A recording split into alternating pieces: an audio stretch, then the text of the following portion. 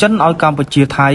ត្រូវបញ្ឈប់ការបាញ់គ្នាបន្ទាន់ភារកិច្ចបន្ទាន់គឺត្រូវបញ្ចប់ការបាញ់ប្រហារគ្នាឲ្យបានឆាប់ចាប់ផ្ដើមសន្ទនាឡើងវិញនិងដោះស្រាយចំនួនព្រំដែនដោយសន្តិវិធីហើយរីករាយក្នុងការបង្កើតលក្ខខណ្ឌឡើងវិញនិងផ្ដល់វេទិកាសម្រាប់ការសន្ទនានិងកិច្ចចរចារវាងភាគីទាំងពីរទាំងនេះជាខ្លឹមសារដែលឯកអគ្គរដ្ឋទូតចិនប្រចាំកម្ពុជាលោកវ៉ាន់វិនពីងផ្សព្វផ្សាយឲ្យដឹងក្រោយពេលលោកដេងស៊ីជុនមន្ត្រីបេសកជនពិសេសទទួលបន្ទុកកិច្ចការអាស៊ីនៃក្រសួងការបរទេសចិនបំពេញទស្សនកិច្ចនៅក្នុងប្រទេសកម្ពុជានិងថៃដើម្បីសម្រុះសម្រួលឲ្យមានការឈប់បាញ់ក្នុងជម្លោះព្រំដែនកម្ពុជាថៃឯកអគ្គរដ្ឋទូតចិនលើកឡើងថាភាគីចិនគាំទ្រដល់កិច្ចខិតខំប្រឹងប្រែងសម្រុះសម្រួលរបស់អាស៊ាននិងគាំទ្រទូនាទីដ៏សំខាន់របស់ក្រុមសង្កេតការណ៍អាស៊ានក្នុងការឃ្លាំមើលបទឈប់បាញ់រីករាយក្នុងការបង្កើតលក្ខខណ្ឌឡើងវិញនិងផ្ដល់វេទិកាសម្រាប់ការសន្ទនានិងកិច្ចចរចារវាងភាគីទាំងពីរចិនសង្ឃឹមថាកម្ពុជានិងថៃនឹងរួមដំណើរគ្នាបន្តទៅមុខទៀតខិតខំស្ដារទំនុកចិត្តគ្នាទៅវិញទៅមកនិងកសាងសន្តិភាពឡើងវិញតាមបណ្ដោយព្រំដែន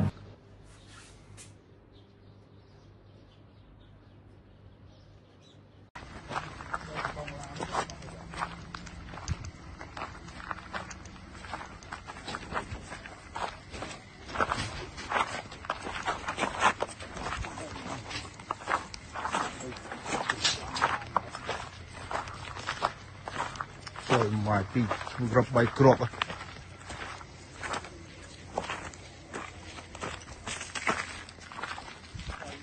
ប្រឡានមួយទៀតទេ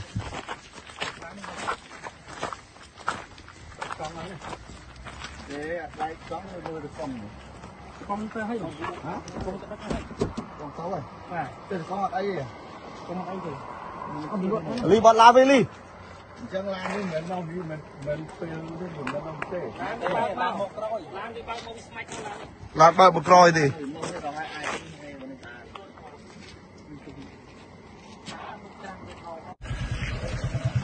អត់លឿន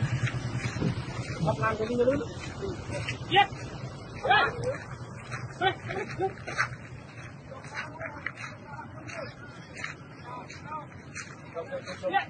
ឡាឈប់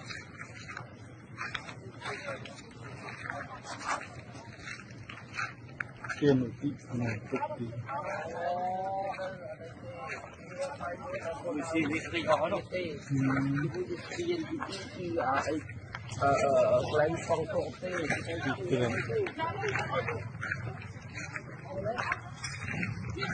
lên chạy lên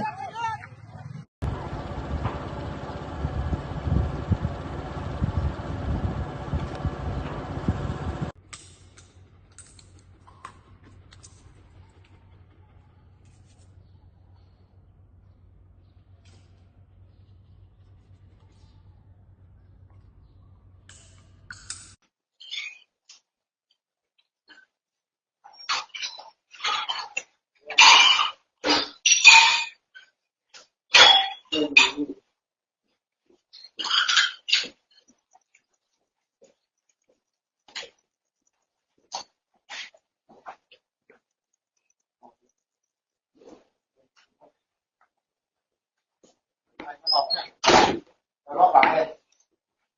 cái nhà tổng ấy cái nhà tổng nó xe không có gì nhiều